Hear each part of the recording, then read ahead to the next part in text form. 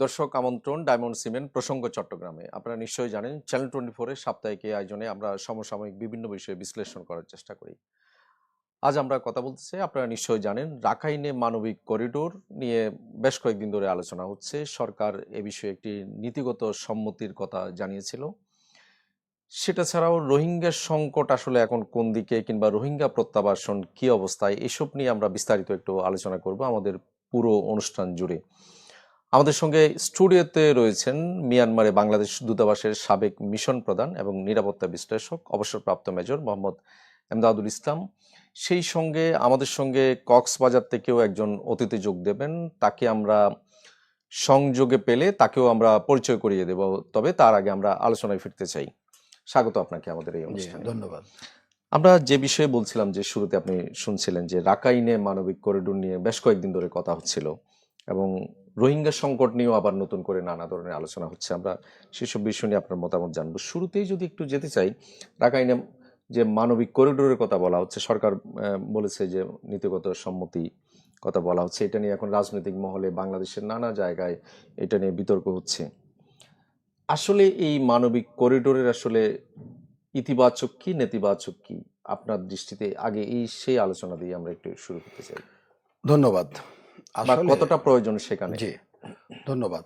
আসলে বাংলাদেশের প্রেক্ষাপটে বিগত ২-৩ সপ্তাহ থেকে আমাদের সামাজিক যোগাযোগ মাধ্যমে বিশেষ করে এই মানবিক করিডোর নিয়ে অনেক আলাপ আলোচনা হচ্ছিল। কিন্তু সরকার থেকে সেটার উপরে কোনো ধরনের কোনো মন্তব্য, বক্তব্য বা একটা ব্যাখ্যা আমরা পাচ্ছিলাম না। তখন এই গত সম্ভবত গত রোববারেই আমাদের মাননীয় পররাষ্ট্র উপদেষ্টা বললেন সাংবাদিকদের প্রশ্নের উত্তরে যে একটা বাংলাদেশ একটা সম্মত সিদ্ধান্তে এসছে এই মানবিক যেটা করিডোর সেটার ব্যাপারে। তো সেটার থেকে বোঝা গেছে যে সম্মত সিদ্ধান্ত এবং কি ওখানে শর্ত উনি নিজেই বলেছেন যে কিছু শর্ত আমাদের আছে, সেগুলি পরিপালিত হলে এই করিডোর দেওয়া হবে। তো সেটার থেকেই আমরা বা বাংলাদেশের মানুষ নিশ্চিত হয়ে গেল যে অন্তর্বর্তী সরকার একটা করিডোরের ব্যবস্থা করছে মিয়ানমারের সীমান্ত থেকে, অর্থাৎ বাংলাদেশ থেকে মিয়ানমারের অভ্যন্তরে, রাখাইন স্টেটের অভ্যন্তরে। সেটা নিয়ে দিন ২ যেতেই আবার সেখানে একটা স্ববিরোধী একটা বক্তব্য আমরা পেলাম যে সরকারের যে আপনার প্রেস সচিব আছেন, উনি বললেন যে না, এ ধরনের কোনো আলোচনা এখনো হয়নি। তবে আমাদের যে উইলিংনেস সেটা আমরা জাতিসংঘকে জানিয়ে রেখেছি, এইটুক পর্যন্ত। সো এটা পরস্পর বিরোধী হয়ে গেল। But ultimate fact is that আমার মনে হয় যেহেতু পররাষ্ট্র উপদেষ্টা একজন, উনি একেবারেই পেশাগতভাবেই উনি একজন কূটনীতিক এবং উনি পররাষ্ট্র মন্ত্রণালয়ের যখন দায়িত্ব নিয়ে এই কথাটা বলেছেন, সেটা থেকে আমরা ধরে নিতে পারি যে এটা একটা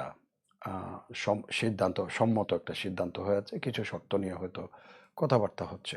সেই দৃষ্টিকোণ থেকে আমি এখন আলোচনা করব আসলে মানে করিডোরটা কেন, আপনি যে প্রশ্নটা করেছেন প্রয়োজনীয়তা। এটা মূলত করা হয় যখন দুটা পক্ষ, এই পক্ষ আর এই পক্ষ মধ্যখানে একটা বিরোধী কোনো ধরনের, যারা বিরুদ্ধ আচরণ করছে এরকম একটা পক্ষ থাকে এবং এই পক্ষের মানুষগুলি বিপদে আছে, এই পক্ষের কাছে সামর্থ্য আছে তাকে এই পক্ষে মধ্যখানের এই গ্যাপটা বাদ দিয়ে অপরকে সাহায্য করার জন্য। তখন একটা নেগোসিয়েশন হয় এখানে যে ভাই ওখানে নারী পুরুষ আছে, মানুষ অসহায় মানুষ আছে, সেখানে মানুষ না খেয়ে তারা কষ্ট পাচ্ছে, মারা যেতে পারে, দুর্ভিক্ষ হতে পারে সেখানে। তো তোমাদের উপর দিয়ে কোনো ক্ষতি তাদের এখানে করব না, এখান দিয়ে আমরা রসদটা তোমাকে ওদের নিয়ে যেতে চাই। তো এই পক্ষকেও কিন্তু একটা সম্মতির আদায় করে নিতে হয়, নাহলে আপনি এখানে যাওয়ার সময় তো সে ব্লকেট করবে, ক্রিয়েট করবে ব্লক, আপনাকে বাধা দিবে, আপনি যেতে পারবেন না। তো আমার মনে হয় যে যেহেতু সম্মত সিদ্ধান্তের কথাগুলো আসছে এখানে, সেখানে হয়তো আরাকান আর্মি যেহেতু এখানে ওই সাহায্য রিলিফটা কিন্তু আরাকান আর্মিও সেখানে ইনভলভ আছে, যেহেতু রাখাইনদের জন্য রাখাইনে যেহেতু তারা এখন লিড লিড দিচ্ছে, তারা তাদের প্রভাবান্বিত অঞ্চলগুলিতেই যাবে। কিন্তু প্রশ্ন আসবে তাহলে এখানে মিয়ানমার সেনাবাহিনী, মিয়ানমার কর্তৃপক্ষ, এখন আমাদের একটা জিনিস মনে রাখতে হবে, আরাকান আর্মি কিন্তু নন স্টেট অ্যাক্টর, তাদের কোনো রাষ্ট্র নাই। আর মিয়ানমার সেনাবাহিনী জুনতা যাই বলি, ন্যাপেডো, তারা হলো state actor. So state to state এখানে কথা হবে, এই জন্য মধ্যখানে এই করিডোরের প্রশ্ন আসছে এদের সম্মতি নিয়েই।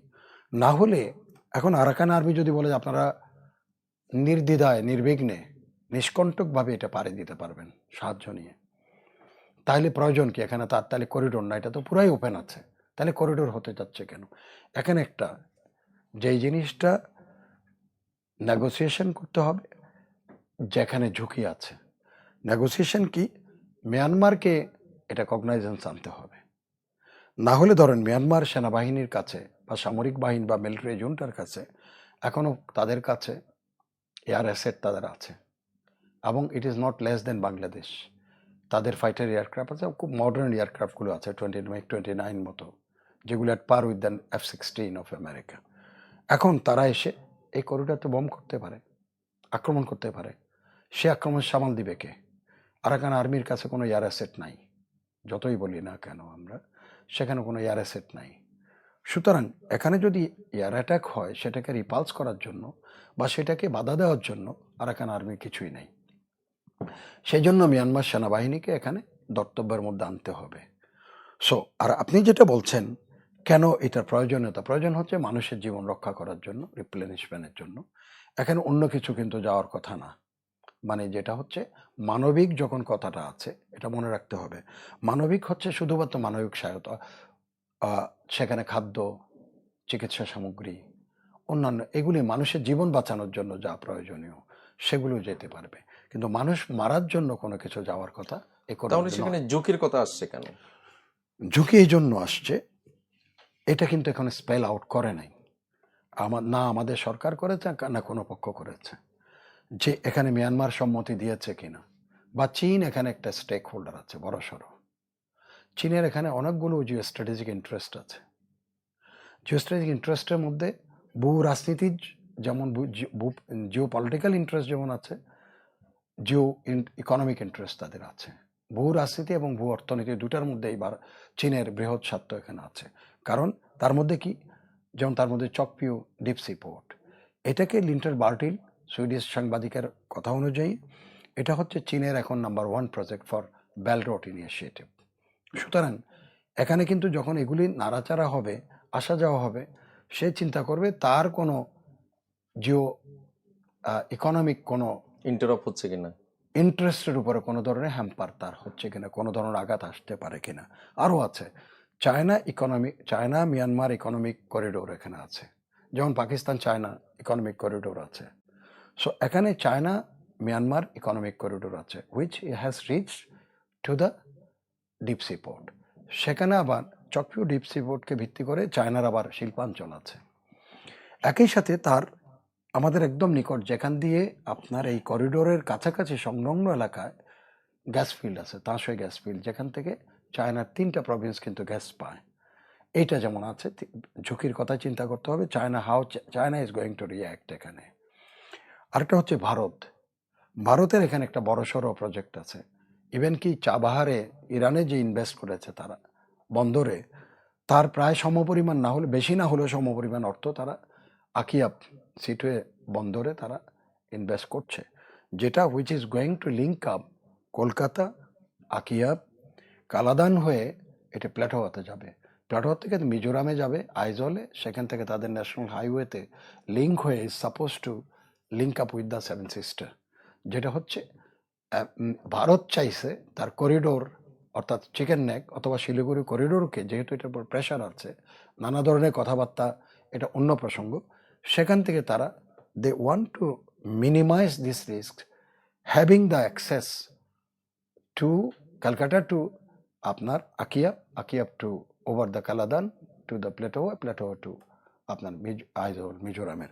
তো এই জিনিসগুলো ভূ রাজনীতিক বা ভূ অর্থনৈতিক যে হিসাব নিকাশের কথা বলছেন, এটা নিয়ে আরেকটু বিস্তারিত কথা বলবো, আমাদের একটা বিরতি নিয়ে জি, আসি। আচ্ছা দর্শক, ছোট্ট একটা বিরতি নিব, ফিরবো একটু পর, সঙ্গেই থাকুন।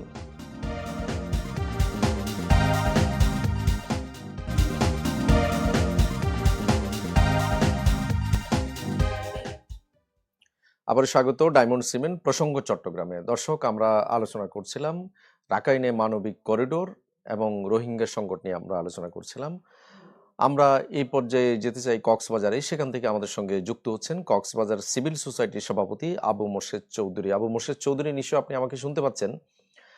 আমরা এই অনুষ্ঠানে শুরু থেকে আলোচনা করছিলাম যে রাখাইনে মানবিক করিডোর নিয়ে আলোচনা করছিলাম। আমাদের সঙ্গে স্টুডিওতে রয়েছেন নিরাপত্তা বিশ্লেষক অবসরপ্রাপ্ত মেজর এমদাদুল ইসলাম। তিনি তার বিশ্লেষণটুকু বলছিলেন যে রাখাইনে মানবিক করিডোর নিয়ে। আমরা একটু আপনার পর্যবেক্ষণটা একটু শুনতে চাই বা আপনার মতামত শুনতে চাই রাখাইনে যে মানবিক করিডোরের কথা বলা হচ্ছে সে বিষয়ে।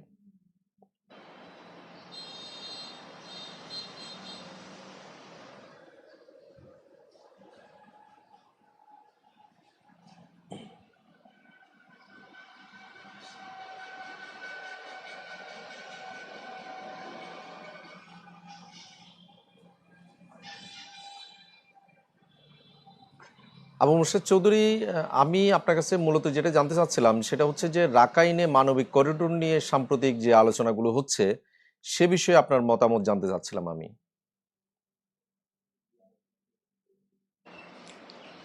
জি।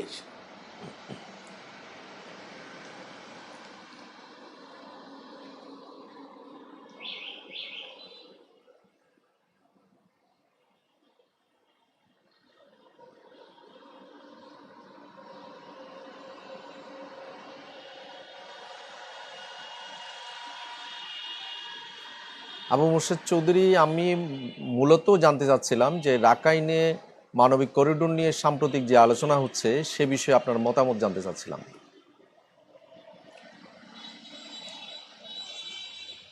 তো ধন্যবাদ কামাল ভাই। আসলে বিষয়টা হচ্ছে আমাদেরকে প্রথমে বুঝতে হবে করিডোর কি, ট্রান্সশিপমেন্ট কি, এবং আর হচ্ছে এই জিনিসগুলো কিন্তু, এবং এইগুলো যদি আমরা আগে বুঝি থাকি তাহলে হয়তো আমাদের জিনিসটা আরো ক্লিয়ার হবে। করিডোর বলতে বাংলাদেশে আমরা ভারত বাংলাদেশকে যে করিডোর দিয়েছি মূলত অর্থে কিন্তু এটা নয়। এখানে যে বিষয়টা হচ্ছে বাংলাদেশে অলরেডি আমাদের স্থলবন্দর একটা মায়ানমার সাথে যোগাযোগ আছে, গুন্দমের দিক দিয়ে কিছুটা আছে। এটা যদি আমি ব্যাখ্যা করতে যাই তাহলে আমাকে বুঝতে হবে যে ট্রান্সশিপমেন্ট এবং ট্রানজিট এবং করিডোর তিনটা যে জিনিস বাংলাদেশের ক্ষেত্রে কোন দিক দিয়ে দিবে করিডোর। ভারতে যেমন এক রাজ্য থেকে আরেক জায়গায় যাওয়ার সময় বাংলাদেশে ইউজ করে, কিন্তু বাংলাদেশের 270 কিলোমিটার এই জিনিসটা কিন্তু পুরাটা আমাদের সীমানা। বিষয়টা হচ্ছে এপার থেকে মালামাল ওপারে নিয়ে যাওয়া। এখানে যেহেতু স্থলবন্দর আমাদের একটা লিগেল একটা আইডেন্টিটি আছে, পাশাপাশি আপনি জানেন যে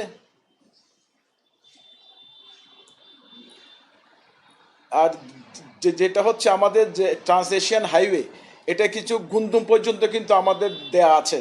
এখন বিষয়টা হচ্ছে বাংলাদেশ সরকার কোন জায়গায় দিচ্ছে, প্যাসেজটা কোন দিকে দিচ্ছে।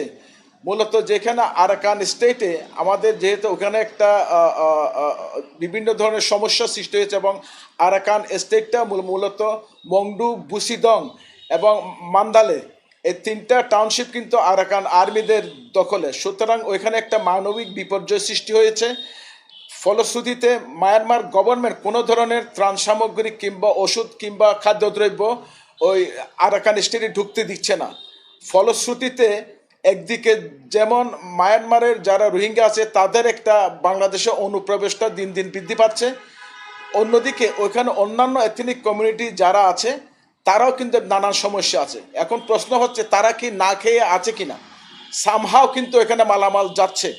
এখন এখন যেটা জাতীয় সংঘ যেটা বলছে প্রস্তাব আকারে দিয়েছে, বাংলাদেশ কৌশলগতভাবে ইন প্রিন্সিপাল এগ্রি হয়েছে, এখানে কিন্তু ফাইনাল এগ্রি হয় নাই। সেখানে মায়ানমার গভর্নমেন্টের সাথে আলাপ করবে, হয়তো আনঅফিসিয়ালি নন স্টেট গভর্নমেন্ট যেটা আছে আরাকান আর্মি তাদের সাথেও আলাপ করবে। এখন বিষয়টা হচ্ছে আমাদের ঝুঁকিটা কোথায়। আমাদের ঝুঁকি হচ্ছে একটাই, এটা হচ্ছে আমাদের যে জাতিসংঘের যে প্রস্তাব, মালামালগুলা এক্সাক্ট বেনিফিশিয়ারির কাছে না গিয়ে কোনো আবার আরাকান আর্মিদের কাছে যাচ্ছে কিনা, এটা হচ্ছে আমাদের ভয়।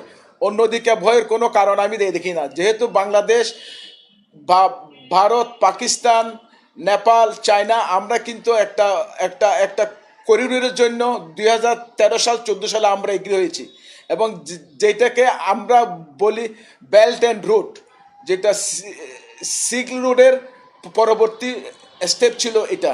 এবং এটা নিয়ে কিন্তু 2017 সালের মে মাসে কিন্তু বেজিংয়ে কনফারেন্সে বাংলাদেশও অ্যাটেন্ড করেছে, পাকিস্তান, নেপাল, ভুটান।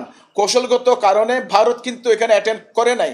ভারত মনে করতেছে এই করিডোরটা যদি দেয় তাহলে কাশ্মীর একটা থ্রেট হবে। সুতরাং আমরা যখন করিডোরের কথা বলবো, সব কিছু কিন্তু আমাদের আমলে নিতে হবে, ভূ রাজনীতি প্লাস আমাদের ইন্টারেস্ট। আমি মনে করছি যে এখানে যদি করিডোর দিতে হয়, করিডোর আমি বলবো না, যদি প্যাসেজ, এটা আইদার স্থলবন্দরের মাধ্যমে হতে পারে অথবা গুন্দুং সীমান্তের মাধ্যমে হতে পারে। সেই জায়গায় আমাদের একটু নজরদারি বাড়ানো দরকার, এবং যদি সম্ভব হয় জাতিসংঘের পিস কিপিং ফোর্সের নজরদারির মাধ্যমে এই প্যাসেজটা দেওয়া যেতে পারে। আমার বিবেচনায় this is not A corridor, it's a passage. যেহেতু আমাদের 270 কিলোমিটার পুরাটাই আমাদের সীমানা, এপার থেকে মালামাল ওপারে নিয়ে যাওয়া। সুতরাং আমি মনে করি সেই ক্ষেত্রে হয়তোবা এটা আমাদের সরকার আরও চিন্তা ভাবনা করবে। ইতিমধ্যে আমরা জেনেছি যে জাতীয় সংঘ মায়ানমার গভর্নমেন্টের সাথে আলাপ করবে। সেক্ষেত্রে আমরা হয়তো কৌশলগত কারণে আরাকান আর্মির সাথে আলাপ করে এই প্যাসেজটা দেওয়া যায় কিনা চিন্তা ভাবনা করে দেখতে পারি আর কি। নিশ্চয় আবু মোর্শেদ চৌধুরী, আপনি থাকুন, আমরা আরো কথা শুনবো আপনার, আপনি আমাদের সঙ্গে থাকুন। আমরা একটু স্টুডিওতে ফিরতে চাই। এমদাদুল ইসলাম উনি বলছিলেন যে আপনার মতোই একটা বিষয় বলছিলেন যে ভূ রাজনৈতিক যে বিষয়টা, সেটাও একটা বড় বিষয়। আপনিও একটু আগে বলছিলেন যে ভূ রাজনৈতিক বা ভূ অর্থনৈতিক যে হিসাব নিকাশ, এইটা নিয়ে যদি আপনি আরো বলতে চান। ধন্যবাদ। মানে করিডোরের এখানে কেন সেই ভূ রাজনৈতিক বা ভূ অর্থনৈতিক হিসাবটা আসছে? এটার কারণ হচ্ছে রাখাইন স্টেটে অনেকগুলো এখন সেখানে স্টেক হোল্ডার আছে। তার মধ্যে আমি তো শুরু আপনাকে আলোচনায় বলেছিলাম যে চীন, ভারত, একই সাথে আমেরিকান একটা ইন্টারেস্ট এখানে আছে। সাথে বাংলাদেশের তো যেহেতু রোহিঙ্গারা এখানে আছে, সেহেতু বাংলাদেশেরও ওখানে একজন বাংলাদেশের স্টেক হোল্ডার ওই জায়গায়। সাথে এখন আরাকান আর্মি নতুন করে যোগ হয়েছে। আরাকান আর্মির সাথে লিঙ্ক আপ হচ্ছে ব্রাদারহুডের মাধ্যমে। কাচিন ইন্ডিপেন্ডেন্ট আর্মি, তাং আর্মি, তারাও এখানে স্টেক হোল্ডার হয়ে গেছে। তো সেখানে এতগুলি যখন ভূ রাজনীতির যখন প্লেয়ার একত্র হয়, সেখানে প্রত্যেকের মন মানসিকতা বিবেচনায় রাখতে হয়, কে কোন অ্যাঙ্গেল থেকে, কোন দৃষ্টিকোণ থেকে এটাকে দেখছে। আপনি এই যে যখন আমাদেরকে এখানে প্যাসেজ আমাদের মধ্যে না করেও আমরা যদি বিবেচনায় রাখি, অন্য পথ কিন্তু খোলা আছে। যেমন বে অফ বেঙ্গল, বঙ্গোপসাগর, সেখান থেকে আপনার নারকেল বাড়িয়া থেকে শুরু করে উপরের দিকে আপনি সিটুয়ে বন্দর পর্যন্ত, আকিয়া বন্দর পর্যন্ত, এখানে কিন্তু সাগর উন্মুক্ত। সেখানে যদি জাতিসংঘ চায় ল্যান্ডিং স্পেস করে, ল্যান্ডিং স্টেশন করে, সেখান থেকে সাগর পথে যে কোনো পরিমাণ মালামাল একেবারে নিঃসংকোচে নির্ঝঞ্ঝাটে সেখানে কিন্তু নেওয়া যায়। এবং সেই রুটগুলো দেখা যায় কি বর্তমানে অনেক বেশি সাশ্রয়ী। আরেকটা হচ্ছে, এই নেগোসিয়েশন যদি হয় মিয়ানমার কর্তৃপক্ষ, তাহলে সিটুয়া বন্দর, আকিয়াব বন্দরকে ব্যবহার করা যায়। সেখান থেকে আকিয়াব থেকে কালাদান হয়ে ল্যামরু নদী হয়ে এটা একদম বিস্তৃত, মানে আমরা যেটাকে বলি নেটওয়ার্কের মতো আছে। ওখানে নদীপথে এগুলি ক্যারি করা অত্যন্ত সহজ। সেখানে কার্গো শিপের মাধ্যমে জায়গায় জায়গায় পৌঁছানো যায়। সো এই অল্টারনেটিভ জিনিসগুলোকেও আলোচনা না রেখে না, বা এটা কিন্তু জানে যারা আছে, যারা এই প্রস্তাব দিচ্ছে তারাও জানে, বাট এটা বাংলাদেশের মাধ্যমে ভিতরে যাওয়াটা বা বাংলাদেশকে বেস করে যাওয়াটা, সেটা হচ্ছে এখন ভূ রাজনীতির জন্য সবচেয়ে শঙ্কার। বাংলাদেশ এতগুলি পার্টনারের সাথে এটা জাতিসংঘ করুক, কিন্তু জাতিসংঘ এটার কিন্তু অ্যাসিওরেন্স, কিন্তু গ্যারান্টিটা কখনো জাতিসংঘ দিবে না এখানে। কারণ আমাদের জাতিসংঘের এরকম অনেকগুলো অভিজ্ঞতার কথা আমি বলতে পারি, যেখানে জাতিসংঘ ঠিকমতো কিছুই করতে পারেনি। যেমন অ্যাসিওরেন্স দিয়েছে, বাট এটা দে ফেইল টু ইমপ্লিমেন্ট। যেমন আপনি সাবরেনিস্কাতে, বসনিয়াতে এনক্লেভ করেছে, বলছে এখানে এটা আপনার সিকিউর জোন, এটা একদম নিরাপত্তা এলাকায়, আপনারা সব চলে আসতে পারেন। বসনিয়ান মুসলমানরা ওখানে গেছে, রাতের ভিতরে সব always স্লটার্ড in presence of UN peace keepers. একই জিনিস হয়েছে আপনার রুয়ান্ডা হত্যাকাণ্ডে, জেনোসাইড যেখানে হয়েছে, ওখানে জাতিসংঘের ফরাসি পিস কিপাররা ছিল, অ্যাসুরেন্স ছিল, কিন্তু 1 মাসের মধ্যে 10 লক্ষ মানুষ, ঠিক 1 মাসের মধ্যে 10 লক্ষ মানুষ হত্যাকাণ্ডের শিকারে পরিণত হয়। জাতিসংঘের সেখানে অ্যাসুরেন্স থাকা অবস্থায়ও, ফরাসি সৈন্যবাহিনী থাকা সত্ত্বেও, they could not just prevent ইট।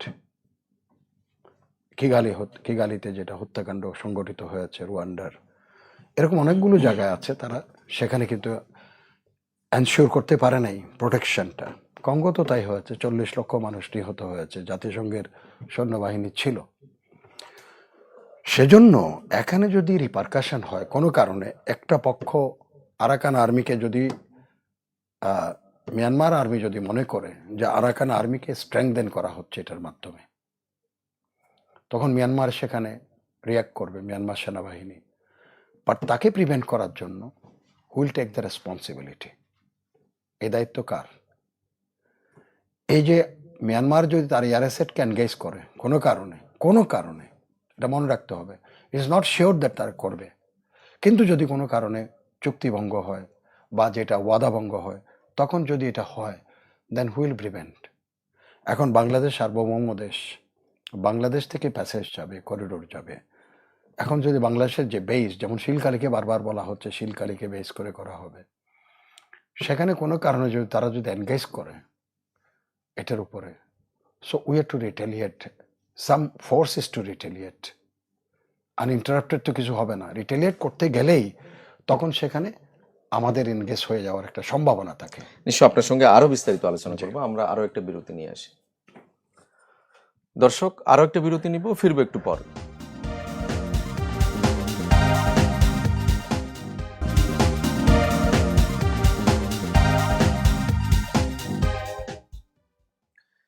আবারও স্বাগত ডায়মন্ড সিমেন্ট প্রসঙ্গ চট্টগ্রামে। আমরা আলোচনা করছিলাম রাখাইনে মানবিক করিডোর এবং রোহিঙ্গা সংকট নিয়ে। আমাদের সঙ্গে দুজন অতিথি রয়েছেন। স্টুডিওতে রয়েছেন অবসরপ্রাপ্ত মেজর এমদাদুল ইসলাম এবং কক্সবাজার থেকে যুক্ত রয়েছেন আবু মোর্শেদ চৌধুরী। আমরা একটু শুরুতে যেতে চাই এমদাদুল ইসলাম আপনার কাছে। আমরা করিডোর নিয়ে কথা বলছি, কিন্তু একই সঙ্গে রোহিঙ্গা প্রত্যাবাসন বা রোহিঙ্গা যে সংকট, সেটা নিয়ে কথা উঠে আসছে যে যদি আমাদের মানবিক করিডোর সেখানে দেওয়া হয়, এইটার সাথে আসলে রোহিঙ্গা প্রত্যাবাসন বা এই সংকটের কি সম্পর্ক দাঁড়াচ্ছে? আসলে যদি রোহিঙ্গা প্রত্যাবাসনটা এটার সাথে লিঙ্ক আপ হয়, তাহলেই সবচাইতে এই করিডোরের একটা অর্থ খুঁজে পাবো আমরা। যদি সেখানে রোহিঙ্গা প্রত্যাবাসনের বিষয়টা না থাকে, তাহলে এই করিডোরের কোনো অর্থ হবে না। এটার কোনো, বাংলাদেশ এখানে এই ধরনের স্ট্যাপ ইন করার কোনো অর্থ খুঁজে পাবো না আমরা। কেন? যদি বলা হয় যে এই করিডোরের মাধ্যমে রোহিঙ্গারাও প্রত্যাবাসিত হবে, আর না হলে বা অন্যান্য রোহিঙ্গারা যেখানে আছে তাদেরকেও ওই মানবিক সাহায্যের আওতায় আনা হবে, তো এখানে একটা জিনিস সন্দেহ থেকে যায়, সেটা হচ্ছে আপনার 2012 সাল থেকে সিটুয়ের উপকণ্ঠে, অর্থাৎ আকিয়াবের উপকণ্ঠে প্রায় 2 থেকে 2.5 লক্ষ মানুষ কনসেন্ট্রেশন ক্যাম্পে আছে 2012 থেকে। কোফি আনান কমিশনের রিপোর্টে দেখবেন, তখন কিন্তু রোহিঙ্গা ইনফ্ল্যাক্স এভাবে হয় নাই, আমাদের দেশে আসে নাই। কোফি আনান তার রিপোর্টে স্পষ্ট করে এই কথাটা বলেছেন যে এই মানুষগুলোকে যারা কনসেন্ট্রেশন ক্যাম্পে যাদের রাখা হয়েছে, তাদের সসম্মানে তাদের বাড়িঘরে ফেরত যাওয়ার জন্য যেন মুক্ত করে দেওয়া হয়, তাদের বাড়িঘরে যেতে দেওয়া হয়। কিন্তু সেই কথা কোনো কর্ণপাত করা হয়নি, না মিয়ানমার অথরিটি, না বিশ্ব সম্প্রদায় তথা জাতিসংঘ সেটাকে এনশিওর করতে পারে নাই। এটার উপর একটা বই আছে, অপূর্ব বইটা, যদিও এগুলি ট্রেজেডি, দুঃখের কাহিনী, the hidden genocide inside Myanmar.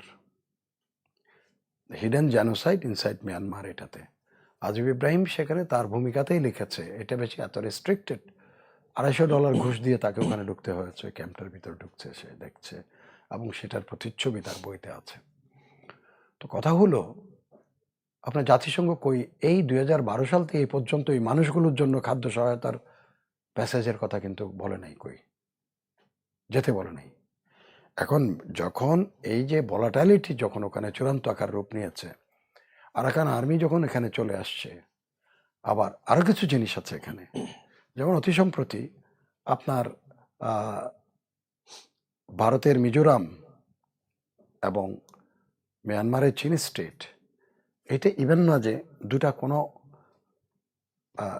বেসামরিক পক্ষের মধ্যে, লালদোমা মিজোরামের মুখ্যমন্ত্রী স্পন্সর, সেখানে চীন এবং মিজোরামের মধ্যে একটা মার্জার এগ্রিমেন্ট সাইন হয়েছে। when he was asked bypassing South Block যে এটা করতে পারে কিনা, it was out of his jurisdiction, state can't, একটা রাজ্য কেন্দ্রকে বাইপাস করে এই ধরনের করতে পারে না। But he said that I did what for I am, আমি আমারটা করেছি। এবং এখানে আরও কিছু সন্দেহের জিনিস আসবে, যেগুলো যদি দূরের যদি সংকেত, এগুলো সেটা হচ্ছে লালদোমাকে দাওয়াত করেনি মিজো দিবসের দিন, মেরিল্যান্ডে গিয়েছিল আমেরিকান, মেরিল্যান্ডে বক্তৃতা দিয়েছে, ইন্ডিয়ান পুলিশেও তো বক্তৃতা দিয়েছে দুটো জায়গায়। সেখানে স্পষ্ট করে সে বলেছে, আমরা we want to have a Zoland, একটা স্বাধীন জোল্যান্ড চাচ্ছে তারা। এবং সেটার পরেও সে আরেকটা বলছে, ইন্ডিয়ান পুলিশে গিয়ে বলছে যে এটা আমাদের প্রতি অন্যায়, আমাদেরকে 3টা দেশে ভাগ করে রাখা হয়েছে, মিয়ানমার, ভারত এবং বাংলাদেশে, so you want to have the Zoland. এখন সেগুলোর সাথে যদি এদিকের কোনো সে লিঙ্ক আপ কেউ যদি খুঁজে বের করতে চায়, সেখানে যদি কোনো ধরনের এই যে ভূ রাজনীতির মধ্যে কোনো খেলা কেউ দেখতে চায়, তাহলে কিন্তু এখানে ভেতর অনেক ধরনের প্রশ্ন এসে যাবে তখন। তো মানুষের যেমন কেন এতদিন করা হয় নাই, তাহলে এদের জন্য এই মানুষগুলো তো অখাদ্য কুখাদ্যকে তারা অনেকটা জাতিসংঘের দয়ার উপরে ছিল। আর যেটা জিনিস, আরেকটা জিনিস আমি বারবার যেটা বলতে চাচ্ছি, সেটা হচ্ছে যেখানে আমার কাছে বন্দর ওপেন আছে, যেখানে আমার সাগরপথ খোলা আছে, তাহলে why I am going to engage Bangladesh. এখানে আপনি যে কথাটা বলেছেন রোহিঙ্গা প্রত্যাবাসনটাই ছিল আপনার মুখ্য প্রশ্ন। প্রত্যাবাসনের বিষয়টা যদি এখানে এন্ট্যাঙ্গেল করে যদি এটাকে যদি উদ্যোগ নেওয়া হয়, তাহলে আমি বলবো যে এটার একটি ইতিবাচক দিক আছে। আর যদি সেটা রোহিঙ্গাদের না নিয়ে বরং একটা উল্টা সিগন্যাল আমরা পাচ্ছি, যাদের জন্য এখন আপনি এই যে মানবিক প্যাসেজের কথা বলা হচ্ছে, তারাই আবার কিন্তু সেখানে স্থানীয় রোহিঙ্গাদের এখন আক্রমণ করছে, বর্তমানেও তাদের বাড়িঘর আক্রমণ করছে, দলে দল রোহিঙ্গারা কিন্তু বাংলাদেশে এই অতি সাম্প্রতিক সময়েও প্রায় 1 লক্ষের উপরে রোহিঙ্গা বাংলাদেশে কিন্তু নতুন করে প্রবেশ করেছে, এবং জাতিসংঘ আবার চিঠি দিয়েছে যে এদের বাড়িঘর, এদের জন্য বাসস্থানের ব্যবস্থা করার জন্য। আপনার আরো শুনবো, আমরা একটু কক্সবাজারে যেতে চাই।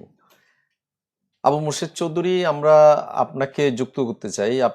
আমরা এতক্ষণ কথা বলছিলাম, এমদাদুল ইসলাম তিনি বলছিলেন যে প্রশ্নটা ছিল যে এই মানবিক করিডোর সঙ্গে রোহিঙ্গা প্রত্যাবাসনের কি সম্পর্ক থাকতে পারে, বা এইটা আসলে সম্পৃক্ত করার যে বিষয় নানাভাবে কথা উঠে আসছে, এ বিষয়ে আপনার মন্তব্য জানতে চাই। না, আমি এমদাদ ভাইয়ের সাথে শতভাগ একমত। এইসব বার্গেনিং পয়েন্টগুলা আমাদের এনকেজ যদি আমরা না করি, সবসময় আমরা নিজেকে বিলিয়ে দিব। হ্যাঁ, এটা আমি 100% এগ্রি, কারণ এটা একটা আমাদের জন্য সুযোগ হতে পারে। যদি আমরা জাতিসংঘকে বা মায়ানমার যাই হোক না কেন, ইভেন আমি আরাকান আর্মিদের কথাও বলবো, এই যে আমাদের একটা ট্রাম্প কার্ড আছে, এটা যদি আমি ইউজ করতে না পারি, তাহলে আমরা কিন্তু ট্রেন মিস করব। সুতরাং আমি মনে করি এখানে দুইটা জিনিস, এটার সাথে আসলে এমদাদ ভাই যথার্থ বলেছেন, এখানে কিন্তু প্লেয়ার অনেক, এটার সাথে জিও পলিটিক্স আমরা অলরেডি জড়িয়ে গেছি। এখন বিষয়টা হচ্ছে দেখেন যে মায়ানমারের টপ লেভেলের সচিব পর্যায়ে যখন বলল আমরা 1,80,000 রোহিঙ্গাদেরকে নিয়ে যাব, এটা কিন্তু ফার্স্ট টাইম কোনো ধরনের উচ্চ পর্যায়ে, এটা সর্ট অফ এন্ডোর্সমেন্ট, এরা সেই স্বীকার করে নিয়েছে যে এরা they are the citizen of Myanmar. এটা কিন্তু একটা বড় পাওনা। এতদিন আমরা কিন্তু ভাষা কথা বলে লড়ছিলাম, এর বাইরে এখন যখন জাতিসংঘ বলছে, আমি এমদাদ ভাইয়ের সাথে একমত পোষণ করছি। এখন যদি আমাদের রোহিঙ্গা, এটার বিনিময়ে আমাদের রোহিঙ্গাদের স্ট্যাটাসটা কী হবে, ওদেরকে ওইখানে নিয়ে যাবে কি না। আরেকটা জিনিস আমাদের মনে রাখতে হবে, মায়ানমারের গভর্নমেন্টের সাথে কিন্তু আমাদের কিন্তু একটা সম্পর্ক রোহিঙ্গাদের হয়ে গেছে। রোহিঙ্গারা দেখেন, ভূরাজনীতির খেলাটা আপনি খেয়াল করেন, রোহিঙ্গার যেসব আদিসু বলেন, আরসা বলেন, ওদের উচিত ছিল আরাকান বাই ডিফল্ট ওদের উচিত ছিল যে আরাকান আর্মিদের সাথে সম্পৃক্ত হওয়া, কারণ তারা কিন্তু মায়ানমারের আর্মির দ্বারা নির্যাতিত হয়েছে। কিন্তু তারা কি করেছে, মায়ানমার আর্মিদের সাথে সম্পৃক্ত হয়ে আরাকান আর্মিদের সাথে যুদ্ধ করেছে।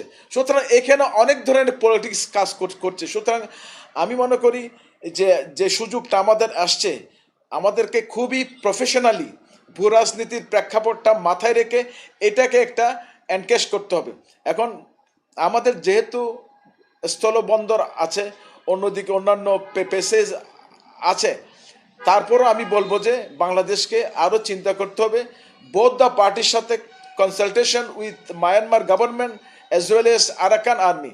সুতরাং এমদাদ ভাইয়ের সাথে আমিও সংযোগ করি, এদের যাতে আর কোনো নির্যাতন না। উনি যেটা বলছেন 2012 সাল থেকে এটা একটা মাস্টার প্ল্যান হচ্ছে, নট 2012 সাল। এটা আমি যখন 2017 সালে যখন রোহিঙ্গারা আসলো, আমাদেরকে ওরা বলল যে 1995 সাল থেকে মায়ানমার গভর্নমেন্ট ওরা আপার আরাকান স্টেটে ছিল, ওইখান থেকে ওদেরকে সরিয়ে নিয়ে আসছে কোথায়, নাফ নদীর কাছে নিয়ে আসে। সুতরাং এটা লং টার্ম একটা প্ল্যান ছিল। সুতরাং এগুলা সহজে কিন্তু আমরা যদি প্রফেশনালি হ্যান্ডেল করতে না পারি তাহলে আমরা আসলে মিস করব। সুতরাং আমি মনে করি এটা একটা মুখ্য সময় যে এটা আমরা হয়তো কয়েকটা অল্টারনেটিভ যারা সিভিল সোসাইটির আছেন, এমদাদ ভাইরা আছেন, যদি সরকারকে আমরা বলি যে এটা আদার অল্টারনেটিভ কি আছে, আমরাও চাই যে মানবিক বিপর্যয় আমরাও সামিল হতে চাই। সুতরাং এটাকে আমি মনে করি একটা প্রফেশনালি হ্যান্ডেল না করলে কিন্তু আমাদের হয়তো ইন ফিউচার সমস্যা হতে হবে। এখানে চীনও একটা বড় স্টেক হোল্ডার, এটাও মাথায় রাখতে হবে। জি, ধন্যবাদ।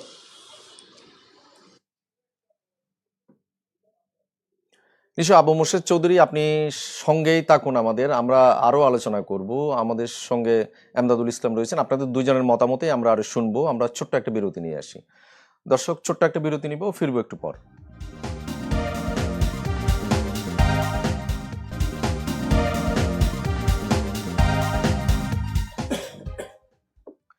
আবারও স্বাগত ডায়মন্ড সিমেন্ট প্রসঙ্গ চট্টগ্রামে। আমরা আলোচনা করছিলাম রাখাইনে মানবিক করিডোর এবং রোহিঙ্গার সংকট নিয়ে। আমাদের সঙ্গে দুজন অতিথি রয়েছেন। আমি আবারও একটু যেতে চাই কক্সবাজারে, সেখান থেকে যুক্ত রয়েছেন কক্সবাজার সিভিল সোসাইটির সভাপতি আবু মোর্শেদ চৌধুরী। আবু মোর্শেদ চৌধুরী, আমরা এর আগে এই যে আলোচনা করছিলাম যে রোহিঙ্গা সংকট কিংবা রাখাইনে মানবিক করিডোর নিয়ে, আপনার পর্যবেক্ষণ অনুযায়ী আসলে এই মুহূর্তে যে এখন যে সার্বিক পরিস্থিতি দাঁড়িয়েছে তাতে আসলে রোহিঙ্গা সংকট কোন দিকে?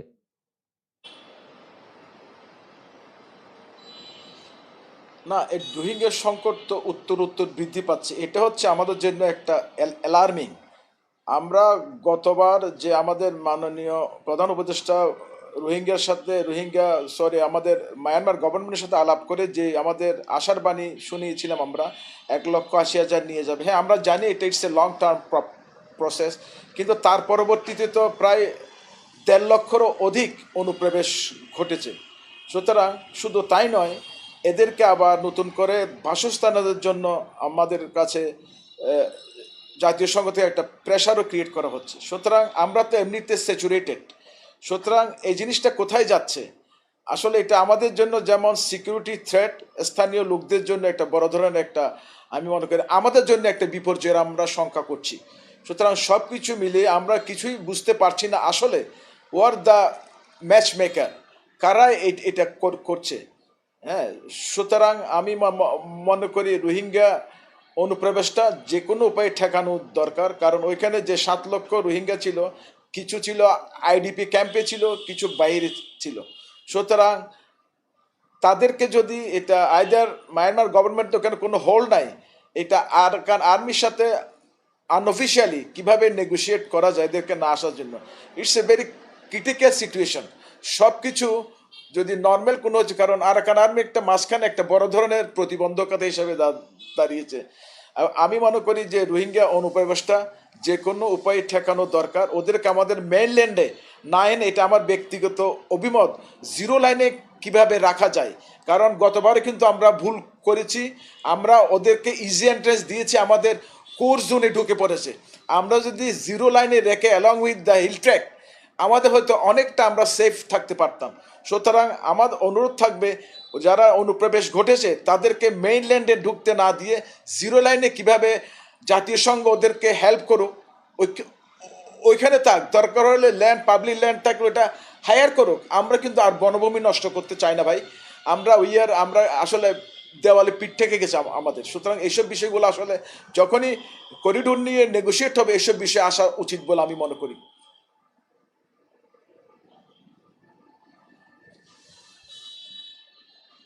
আবু মোর্শেদ চৌধুরী, আপনাকে আমার ভাই। অনেক ধন্যবাদ আপনার এই মূল্যবান মতামতের জন্য, আমাদের সময় দেওয়ার জন্য আপনাকে অনেক ধন্যবাদ। আমরা আবারও ফিরতে চাই মেজর এমদাদ আপনার কাছে। উনি বলছিলেন যে এই যে রোহিঙ্গা সংকটের মানে সহসায় প্রত্যাবাসন নিয়ে সহসা আলুর মুখ দেখছেন কিনা, কিংবা নতুন করে রোহিঙ্গারা আসছে, এই সার্বিক বিষয়ে আসলে আপনি কতটা আশাবাদী এই যে রোহিঙ্গা প্রত্যাবাসন বলি বা এই সংকট নিরসনে? এখানে নিরাশার মধ্যেই একটাই আশার আলো দেখা যায়, সেটা হচ্ছে যদি এই যে মানবিক করিডোরের কথা বলা হচ্ছে সেখানে যদি রোহিঙ্গা প্রত্যাবাসন জিনিসটা শর্তটা যদি থাকে, যদিও এটা এখনো পর্যন্ত প্রকাশিত হয়নি আদৌ রোহিঙ্গা প্রত্যাবাসনের বিষয়টা এখানে আছে কিনা। আর যেটা হচ্ছে ওখানে অবস্থাটা খুবই জটিল হয়েছে। কারণ জটিল এই কারণে হয়েছে যে যেটা মোর্শেদ ভাই একটু আগে বলছিলেন যে রোহিঙ্গারা আপনার আরাকান আর্মির সাথে অ্যালাইন হয়ে যদি কাঁধে কাঁধ লাগিয়ে যদি মিয়ানমার সেনাবাহিনীর বিরুদ্ধে গিয়ে যুদ্ধ করত, তাইলে হয়তো এখন তাদের জন্য ওখানে প্রত্যাবাসিত হওয়াটা যেরকম সহজ হতো এখন সেরকম সহজ নাই। কেন সহজ নাই? সেটা হচ্ছে তারা মিয়ানমার সেনাবাহিনীর পক্ষ নিয়ে, সবাই না, বেশ কিছু রোহিঙ্গা ধরেন কয়েক হাজার, 2000 ধরেন, 1000 বা 1500, 2000 একটা অংশ, হ্যাঁ। অংশ তারা মিয়ানমার সেনাবাহিনীর পক্ষ নিয়ে আরাকান আর্মির বিরুদ্ধে যুদ্ধ করেছে। তার মানে হচ্ছে এখানে পারস্পরিক একটা দ্বন্দ্ব সেখানে হয়েছে। সেই দ্বন্দ্বটা এখনো পর্যন্ত মিটে নাই।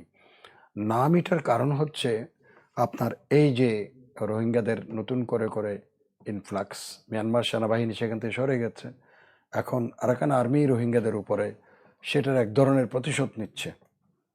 তো এই যে যেখানে প্রতিশোধ প্রবণতা আছে সেখানে প্রত্যাবাসন is not a very easy. কারণ এই উত্তরাঞ্চল যেখান থেকে ধরেন একদম রাও থেকে শুরু করে নিচের দিকে বুতিডং বা রতিডং বা পোক্তো বা চকথো, তারপর নিচের দিকে আসলে একদম মংড়ো পর্যন্ত, যেটা উত্তর আরাকান বলে বা উত্তর রাখাইন, সেখানে হচ্ছে রোহিঙ্গাদের বসবাস। এবং এই অঞ্চলটি পুরোপুরি এখন আরাকান আর্মির প্রভাবে আছে। তো আরাকান আর্মির এখানে একটা জিনিস সুযোগ আছে, সেটা হচ্ছে চায়নাকে যদি বরাবর কনফিডেন্সে নেওয়া যায় বা চায়নাকে অনবোর্ড করা যায় এই প্রচেষ্টার মধ্যে। কারণ এরা তাং এবং একটু আগে আমি বললাম তাং এবং কাচিন ইন্ডিপেন্ডেন্ট আর্মির সাথে তাদের যে অ্যালায়েন্স আছে, দে আর দ্য প্রক্সি এখানে। এখন আরাকান আর্মি কিন্তু এদের বাইরে নাই। সুতরাং আরাকান আর্মির মধ্যে যদি প্রভাব বিস্তার করতে হয় সেটা চীনের মাধ্যমেই প্রভাব বিস্তার করা যাবে। কিন্তু আদৌ চীন এখানে এটাতে অনবোর্ড কিনা, এই যেটা করিডোর বা যাই বলি না কেন, সেখানে যদি থাকে ওয়েল অ্যান্ড গুড, তাহলে সেটা আরাকান আর্মির উপর একটা প্রভাব এখানে বিস্তার করা যাবে বা প্রত্যাবাসনটা আসার একটা আলো দেখা যাবে সেখানে। আর যদি সেটা না হয়, it will be very, very difficult to have a repatriation and accommodate Rohingyas alongside the Arakanis or Rakhine. এদের মধ্যে তাদের বসতি স্থাপন করানো, তাদের মধ্যে তাদেরকে ফেরত পাঠানো, এটা করিডোর হোক যেভাবে হোক, এটা কিন্তু উইল বি ভেরি ডিফিকাল্ট। দেখা যাবে করিডোরও দিয়ে দিলাম আমরা, আবার নতুন করে ইনফ্লাক্সও হচ্ছে। যেমন এখন করিডোর একটা আসার কথা, নিশ্চয়ই একটা আলাপ আলোচনার মাধ্যমে দেওয়ার জন্য বলা হয়েছিল, যদিও শুরুতে জাতিসংঘ বলেছিল এখানে দুর্ভিক্ষ অবস্থা, ফ্যামিন দুর্ভিক্ষ দেখা দিতে পারে মানুষগুলো, যেহেতু এই দীর্ঘ প্রলম্বিত যুদ্ধের কারণে সেখানে আপনার প্রোডাকশন চেঞ্জ যেটা আছে, উৎপাদন ব্যবস্থাটা ভেঙে পড়েছে, মানুষের কাছে খাদ্য নাই। তো সেগুলোকে সামাল দেওয়ার জন্য এই যে আপনি প্রত্যাবাসনের কথা বলছি, আমরা মানবিক করিডোরের কথা বলছি, আপনার কি মনে হয় যে জাতিসংঘ বা বিশ্ব সম্প্রদায় মানবিক করিডোর নিয়ে যতটা সরব ততটা আসলে রোহিঙ্গা প্রত্যাবাসন নিয়ে সরব? আপনি একেবারে যথার্থ বলেছেন, দীর্ঘ 7 বছর মধ্যখানে জাতিসংঘ একটু নড়াচড়া করেছে, খুব সরব ছিল, পশ্চিমা বিশ্ব সরব ছিল। তারা একটা অজুহাত পেয়ে গেছে, সেটা হচ্ছে ইউক্রেন যুদ্ধ, যেখানে মানুষ মারার জন্য $300 বিলিয়ন ইউনাইটেড স্টেটস দিয়েছে, তারা বলছে তাদের প্রেসিডেন্টের স্বীকারোক্তি অনুযায়ী ইউরোপীয় ইউনিয়ন $100 বিলিয়ন, অর্থাৎ সম্পূর্ণ কিছু তারা ফোকাস করেছে ইউক্রেন যুদ্ধ, অর্থাৎ রাশিয়াকে পরাজিত করা তাদের অবজেক্টিভস। আর এখানে কিন্তু এরকম কোনো ঘটনা না, এটা পিওরলি একটা মানবিক। এখানে রোহিঙ্গারা না বা অন্য কেউ পক্ষ ওখানে কোনো যুদ্ধ লিপ্ত ছিল না, বরং মানুষগুলোকে অন্যায়ভাবে তাদের থেকে আপরুট করে, তাদের বাড়িঘর ধ্বংস করে, তাদের বাড়িঘর জ্বালিয়ে দিয়ে, তাদেরকে হত্যাকাণ্ডের শিকারে পরিণত করে, তাদের ধর্ষণের শিকারে পরিণত করে, তাদেরকে বাংলাদেশে নির্যাতন নিপীড়নের মাধ্যমে বাংলাদেশে প্রবেশ করতে বাধ্য করেছে। সেদিকে পশ্চিমা বিশ্ব শুরুতে কিছুটা মনোযোগী হলেও পরে তাদের মনোযোগ কিন্তু বেশি করে তারা কনসেন্ট্রেট করেছে ইউক্রেন যুদ্ধে, তারা আরও বেশি কনসেন্ট্রেট করেছে গাজাতে, মধ্যপ্রাচ্যে, তাদের স্বার্থ সংশ্লিষ্ট বিষয়গুলোতে। তারা মানবিকতার থেকেও তাদের স্বার্থকে বেশি প্রাধান্য দিয়েছে।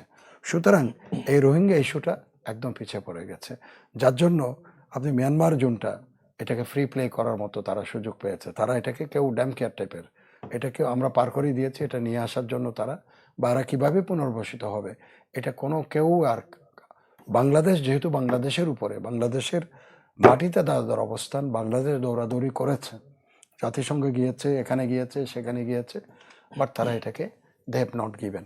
আমার কাছে এজন্যই এখন প্রশ্ন এটা উঠে স্বাভাবিকভাবে, সময় কম একদম 7 বছরে না, 7 বছরে জাতিসংঘ যেখানে কোনো কিছুই হঠাৎ করে জাতিসংঘ এখন অতি মানবিক হয়ে সেখানে মানবিক করিডোরের জন্য উঠে পড়ে লেগেছে বা প্রস্তাব দিচ্ছে বাংলাদেশকে। সুতরাং এটা মানুষেরকে জানাতে হবে। বাংলাদেশ ইন্টারিম গভর্নমেন্টের একটা এখন পবিত্র দায়িত্ব, সেটা হচ্ছে কোন কোন শর্তের জন্য কিভাবে জাতিসংঘ এই প্রস্তাব দিল, কেন প্রস্তাব দিল, আর শর্তগুলি কি কি। সেই শর্ত যদি আমাদের পক্ষে আসে, আমাদের জাতীয় নিরাপত্তার জন্য কোনো হুমকি সৃষ্টি না করে, ঝুঁকি সৃষ্টি না করে, তাহলে আমরা we can accept, otherwise it is not. Because interim গভর্নমেন্টকে এই ম্যান্ডেটটাও কিন্তু সাধারণ মানুষ থেকে নেওয়া নাই যে আরেকটা তৃতীয় দেশের কাছে গিয়ে কোনো ধরনের সভরেন্টি নিয়ে নেগোসিয়েশন করা যাবে। নিশ্চয়ই, আপনাকে অনেক ধন্যবাদ আমাদের সময় দেওয়ার জন্য, আপনার মূল্যবান মতামতের জন্য। ধন্যবাদ। দর্শক, আপনাদেরকেও ধন্যবাদ। ভালো থাকুন সবাই।